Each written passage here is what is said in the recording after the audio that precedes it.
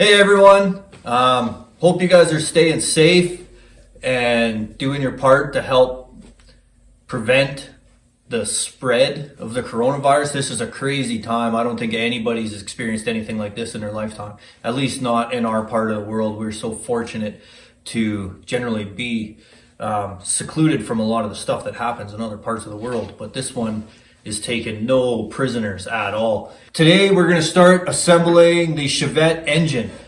This is kind of take two on assembly of the Chevette engine. We had gotten a set of bearings, main bearings, and as we were starting to put them in, I realized one of them was completely wrecked right out of the box. Couldn't use it. Couldn't buy a single bearing, had to buy a whole new set of bearings. Then we tried to start assembling the pistons. I had a friend of mine, a very smart mechanic, helping me out. He noticed that the bushings in the connecting rods for the wrist pins, two of them had spun, and we needed to get those rebushed, and that was a whole process because that's something I didn't even catch. I would have never caught had I didn't have help putting it together, and that was just one more item. So everything else is done. We've got new bearings, we've got new gaskets, the rods have been reconditioned, new piston rings, everything we need to put the engine back together now. So I'm going to walk you guys through that. I'm going to document everything pretty closely as I go, and I'm going to show these guys an exercise in patience while assembling an engine. You guys ready to learn? Yeah, I guess so. Xanon doesn't care.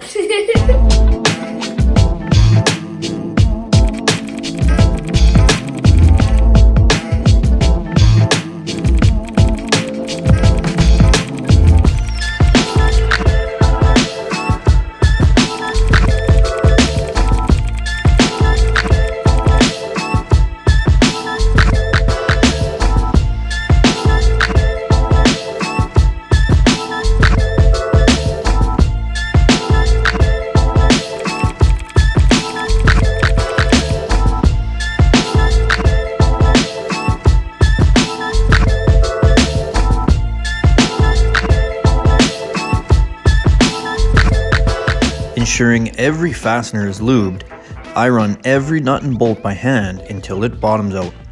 This allows me to feel for any debris that might be caught up in the threads and interfere with the torquing process. Alright, good friend of mine loaned me his sweet digital torque wrench. So I'm going to start torquing the main caps down. They want me to do it in three steps from the center out. So let's get this done, and we can pull them all the way back off and check the clearances.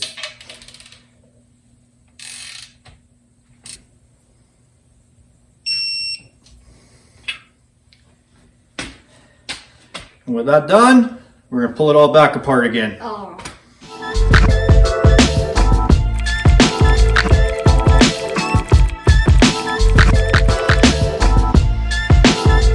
Making sure every part and surface is clean might be the hardest part and most work in the assembly process.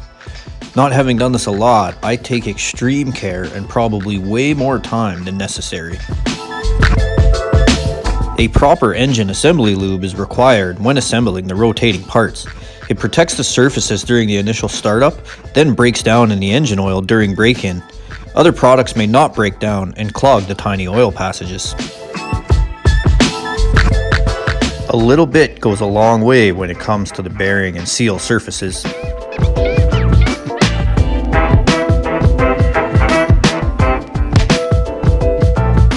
It's a fine balance not to add too much sealant to the rear main seal, but still using enough to fully seal it.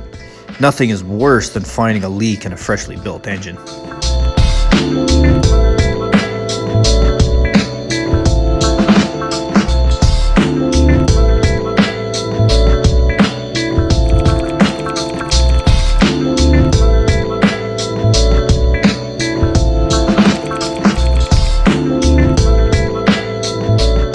So the way the pistons and the connecting rods work, they're pretty neat. I'm not, like I said, overly familiar with a lot of this stuff.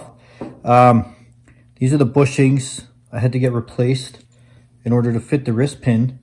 But the way these all go together The wrist pin slides in.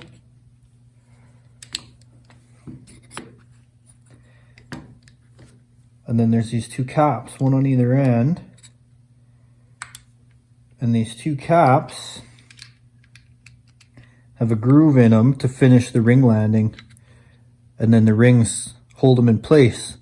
So I'm going to put these all together now and get them ready to drop in the engine.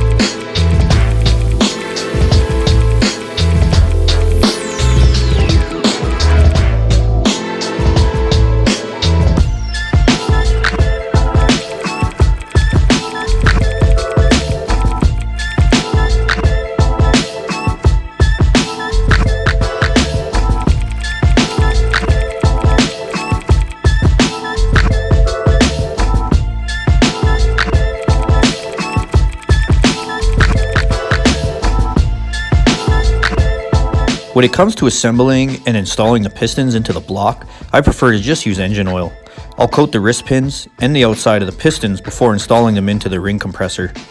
I'll also coat the inside of the cylinder bore prior to dropping them in. As you have to rotate the engine through the rest of the assembly process, it's easy just to add more oil to the cylinder walls or the piston rings when you need to.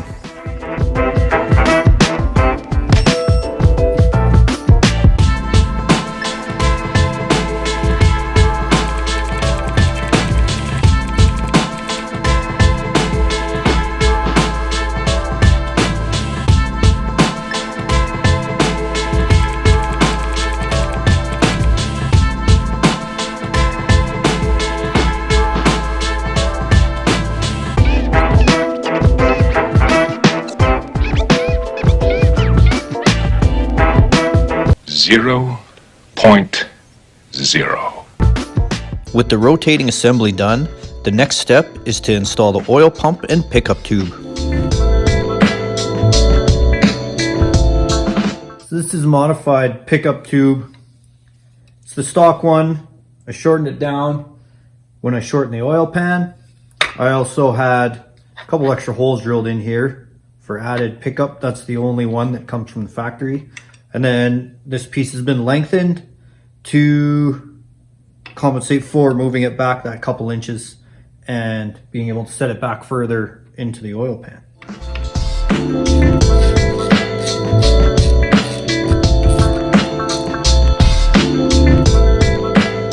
After cleaning the front cover gasket surfaces and chasing all of the threads and the bosses, the cover can be installed complete with a new front seal and gasket.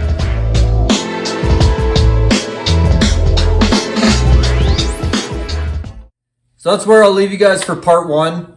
Short block, for the most part, is assembled.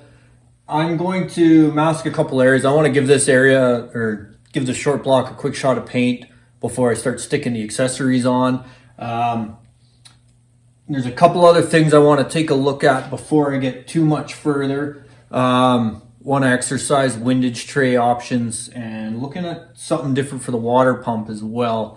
Trying to squeak out anything I can out of this little sucker. It sounds like everyone's going to be stepping their game up for this coming season. If there happens to be this coming season. So I know since when I started filming this and when I finished, they've already canceled Luke's lacrosse season, which is a bummer. But selfishly, that might open up time for me to race more. Anyways, stay tuned for part 2 when we get the rest of this stuff back together. I'm going to give the cylinder head a quick overhaul. It doesn't need a lot of work, just some cleanup.